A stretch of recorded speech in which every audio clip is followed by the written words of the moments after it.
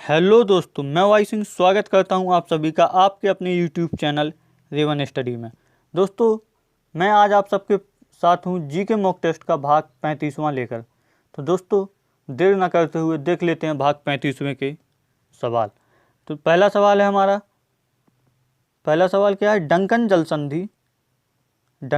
संधि या Duncan pass निम्न में से किस किस किस से अलग करती है? तो दोस्तों, डंकन जल संधि कहाँ पे है? अंडमान निकोबार द्वीप समूह में। एक इतना क्लियर हो गया अब। और पूछा है अंडमान निकोबार में किसको किससे अलग करती है? दोस्तों, यह दक्षिणी अंडमान को छोटा अंडमान से अलग करती है। याद रखना दोस्तों। तो इस तरह से ऑप्शन नंबर सी हमारा सही आंसर हो जाएगा। ठीक है दोस्तों, अगला सवाल है हमारा। संपूर्ण भारत के कितने प्रतिशत भूभाग पर मैदानों का विस्तार पाया जाता है? तो दोस्तों, संपूर्ण भारत के 43% यानी कि 43% पर पाया जाता है। तो इसका ऑप्शन नंबर डी हमारा सही आंसर होगा। अगला सवाल देख लेते हैं। अगला सवाल है, अरब सागर में स्थित भारतीय द्वीपों की महत्वपूर्ण विशेषता क्या है? तो दोस्तों, अरब सागर में जो द्वीप पाए जाते, द्वीप समूह यानी कि लक्षद्वीप समूह की बात हो रही है दोस्तों, उसकी विशेषता पूछा है। तो क्या है दोस्तों, 3-4 बार मैं भी चर्चा कर चुका हूँ आपको पढ़ाते समय। लक्षद्वीप समूह की विशेषता क्या है कि वो प्रवाल भित्ति द्वीप है। ठीक है दोस्तों, प्रवाल भित्ति। तो इस तरह से ऑप्शन नंबर हमारा बी सही हो जाएगा कि वे सभी प्रवाल उद्गम यानी कि प्रवाल से बने हुए द्वीप हैं। ऑप्शन नंबर बी हमारा सही आंसर होगा। अगला सवाल देख लेते हैं। निम्नलिखित में से किसका आयात भारत नहीं करता है? ये जो खनिज दिए हुए हैं इनमें से पूछा गया है कि किसका आयात भारत नहीं करता है। तो दोस्तों, लौह अयस्क का आयात भारत नहीं करता है, क्योंकि भारत में भी लौह अयस्क काफ़ी मात्रा में उत्पादन हो जाता है। अगला सवाल देख लेते हैं कि कोलार स्वर्ण खान यानी कोलार में सोने की जो खान है वो कहाँ पे है? तो दोस्तों, ये है कर्नाटक में। याद रखना, ऑप्शन नंबर सी हमारा सही आंसर होगा। अगला सवाल देख लेते हैं। प्रसिद्ध पुस्तक डिस्कवरी ऑफ इंडिया के लेखक कौन है? तो दोस्तों, ये पुस्तक लिखी है भारत के प्रथम प्रधानमंत्री जवाहरलाल नेहरू ने। इसमें खासियत, अच्छा पहले थोड़ा सा इस बारे में समझ लेते हैं। 1944 में ये लिखी गई थी अहमदनगर जेल में। जब जेल में थे पंडित नेहरू तब लिखी गई थी अहमदनगर की। उसके अलावा दूसरी चीज़ इसमें दिया क्या हुआ है? तो दोस्तों, इसमें भारत की संस्कृति पर सिंधु सभ्यता से लेकर आज़ादी तक संपूर्ण जानकारी दी गई है। और भारत की संस्कृति सभ्यता को जानने के लिए एक बहुत महत्वपूर्ण स्रोत भी माना जाता है। तो इस तरह से ऑप्शन नंबर डी यानी कि पंडित जवाहरलाल नेहरू इसका सही आंसर होगा। अगला सवाल यही है, पंडित नेहरू और डिस्कवरी ऑफ इंडिया, या इसको हिंदी में कहते हैं भारत एक खोज या भारत की खोज। देख लेते हैं अगला सवाल। अगला सवाल है, अंतर्राष्ट्रीय शांति दिवस किस तिथि को मनाया जाता है? तो दोस्तों, अंतर्राष्ट्रीय शांति दिवस 1982 से लगातार 21 सितंबर को मनाया जाता रहा है, प्रतिवर्ष मनाया जाता है। तो यानी कि ऑप्शन नंबर बी हमारा सही आंसर होगा। अगला सवाल है, सारनाथ स्तंभ का कौन सा भाग राष्ट्रीय चिन्ह के रूप में दिया गया है? मतलब जो हमारा राष्ट्रीय चिन्ह है, जो सारनाथ स्तंभ है, जिसको हम लोग क्या बोलते हैं, अशोक की लाट। अशोक की लाट पूछा गया है कि जो अशोक की लाट है ये स्तंभ का कौन सा भाग है।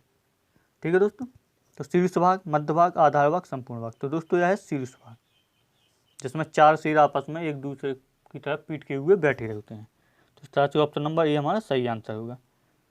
तो ये है अशोक की लाट यानी कि भारत का राष्ट्रीय चिन्ह। ठीक है दोस्तों, देख लेते हैं अगला सवाल।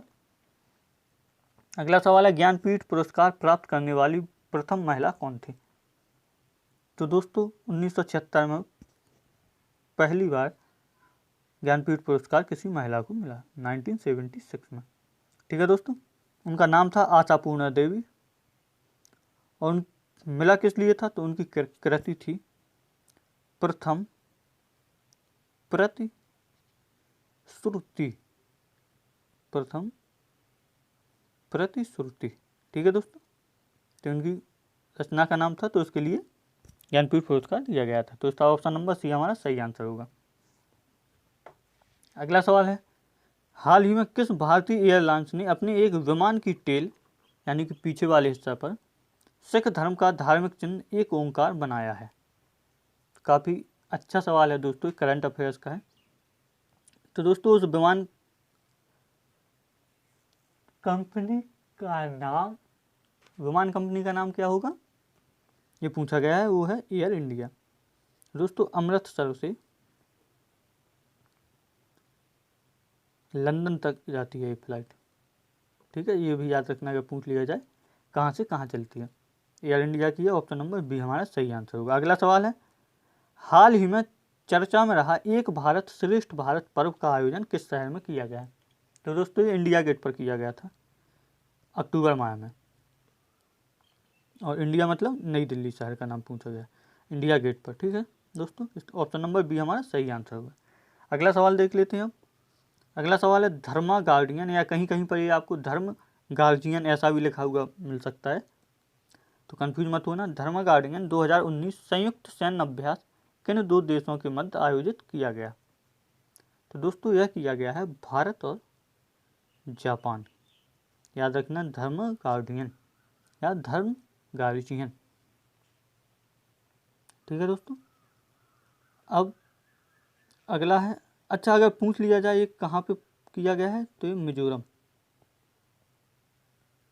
ठीक है दोस्तों, ऑप्शन नंबर ये सही हो जाएगा। अगला सवाल देख लेते हैं। अगला सवाल है, हाल ही में एडिडास का ब्रांड एम्बेसडर किसे बनाया गया है? तो दोस्तों एडिडास का ब्रांड एम्बेसडर बनाया गया है भारत की धावका हिमा दास को, ठीक है दोस्तों, ऑप्शन नंबर बी हमारा सही आंसर होगा। हिमा दास, ये रही हिमा दास, अभी हाल ही में बहुत मेडल लाए हैं उन्होंने देश के लिए। अच्छा इनका उपनाम क्या है, किस नाम से जाना जाता है इनको दोस्तों मैं बता देता हूँ आप लोग, इनका उपनाम है ढिंग एक्सप्रेस, क्योंकि ये ढंग की हैं, ढंग से हैं, ठीक है दोस्तों, ढंग एक्सप्रेस के नाम से जाना जाता है।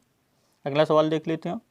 अगला सवाल है, राज्यपाल बनने के लिए न्यूनतम आयु की आवश्यकता होती है? इसमें तो दिमाग पे भी ज़्यादा जोर देने की ज़रूरत नहीं, सीधा सीधा आंसर आ जाएगा 35 वर्ष, यानी कि ऑप्शन नंबर सी। अगला सवाल देख लेते हैं। अगला सवाल है, शोषण के विरुद्ध अधिकार भारतीय संविधान के किन अनुच्छेदों में वर्णित है? चलो दोस्तों देख लेते हैं। अनुच्छेद 14 से 18 बिल्कुल भी नहीं है, इसमें क्या है, समानता का अधिकार। अनुच्छेद 1922 इसमें भी नहीं है, इसमें क्या है, स्वतंत्रता का अधिकार। अगला है 23 से 24, बिल्कुल सही यही होगा, शोषण के विरुद्ध अधिकार, ठीक है दोस्तों। अगला है फिर अनुच्छेद 25 से 28, इसमें भी नहीं है, इसमें धार्मिक स्वतंत्रता दी गई है। तो इसका सही आंसर क्या होगा दोस्तों, अनुच्छेद 23 से 24 शोषण के विरुद्ध अधिकार। तो इस तरह से ऑप्शन नंबर सी हमारा सही आंसर हो जाएगा, ठीक है दोस्तों।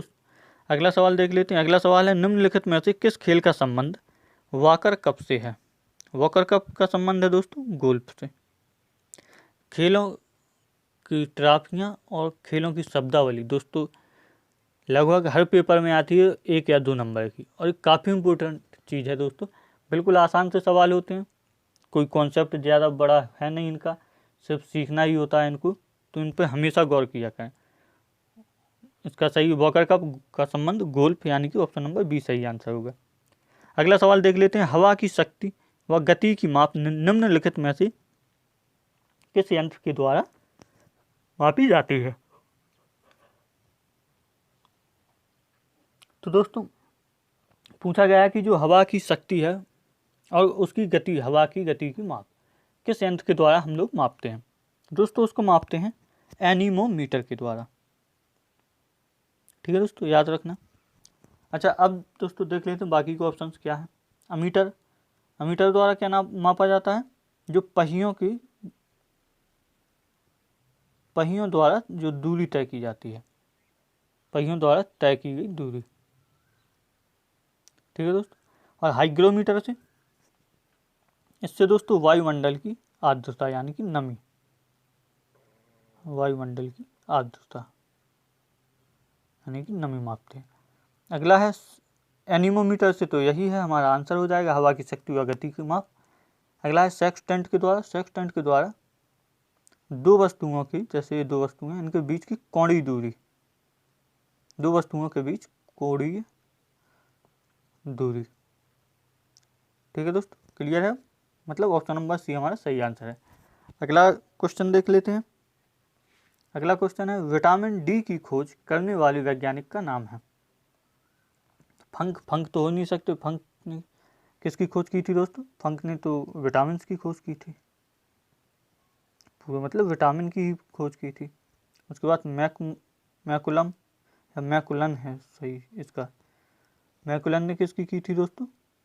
विटामिन ए और बी की, दो की थी। तो उसके बाद हॉपकिंस, हॉपकिंस ने विटामिन डी की थी। ये सही आंसर भी है हमारा। इसके बाद है हॉलकट, हॉलकट ने की थी दोस्तों विटामिन सी। तो इस तरह से ऑप्शन नंबर हमारा सी सही आंसर होगा, हॉपकिंस। ठीक है दोस्तों, अगला सवाल है। अगला सवाल है हमारा, संसद के संयुक्त अधिवेशन का प्रावधान भारतीय संविधान के किस अनुच्छेद में दिया गया है? दोस्तों संयुक्त सत्र अनुच्छेद 108 के तहत बुलाया जा सकता है, जिसकी अध्यक्षता कौन करता है या करेगा? लोकसभा अध्यक्ष। ये भी पूछा हुआ सवाल है, लोकसभा का अध्यक्ष यानी कि स्पीकर। ठीक है दोस्तों, 108 सही आंसर होगा, ऑप्शन नंबर सी। आज का आखिरी सवाल है हमारी क्लास का, निम्नलिखित में से किस पंचवर्षीय योजना में गरीबी उन्मूलन का नारा दिया गया था? इंदिरा गांधी की सरकार में दोस्तों, यानी कि 5वीं पंचवर्षीय योजना में, जो कब से कब तक चली है? 1974 से लेकर के 1979 तक। याद रखना दोस्तों, 5वीं पंचवर्षीय योजना का, ये काफ़ी परीक्षा में आया हुआ सवाल है, गरीबी उन्मूलन का नारा, 5वीं पंचवर्षीय योजना, इंदिरा गांधी की सरकार। ठीक है दोस्तों, तो आज की क्लास हमारी यहीं पर समाप्त होती है। अब देख लेते हैं कल का सवाल। कल का आपसे पूछा गया तो प्रतिशत क्षेत्रफल की दृष्टि से भारत का सबसे सिंचित राज्य कौन सा है? तो दोस्तों सबसे ज़्यादा सिंचित राज्य भारत का पंजाब, कितने प्रतिशत है? 97%। अगर एरिया या हेक्टेयर में पूछा जाता तो सही उसका आंसर बदल जाता, क्या होता? उत्तर प्रदेश। लेकिन इसमें प्रतिशत के हिसाब से पूछा गया है तो 97% बहुत ज़्यादा होता है पंजाब। ऑप्शन नंबर ए इसका सही हो जाएगा। देख लेते हैं अब आज के लिए, आज आपके लिए होमवर्क है, जम्मू कश्मीर को विशेष राज्य के बारे में उपबंध निम्नलिखित में से किस अनुच्छेद के तहत दिए गए थे? ये 4 आपके ऑप्शन हैं। तो दोस्तों आप लोग, ये क्वेश्चन मैं पहले ही कम से कम 2-3 बार बता चुका हूँ, इसका आंसर कमेंट करके बताना है दोस्तों आप सभी को। और कि दोस्तों आप लोग अगर चैनल पर नए हैं, पहली बार वीडियो देख रहे हैं, तो अगर अभी तक सब्सक्राइब नहीं किया है तो चैनल को सब्सक्राइब कीजिए। वीडियोज़ अगर पसंद आए हों तो लाइक करें, कमेंट करें, अपने दोस्तों के साथ शेयर करें ताकि ज़्यादा से ज़्यादा लोगों तक वीडियो पहुंच सके। मिलते हैं कल फिर इसी समय दोस्तों, तब तक के लिए धन्यवाद।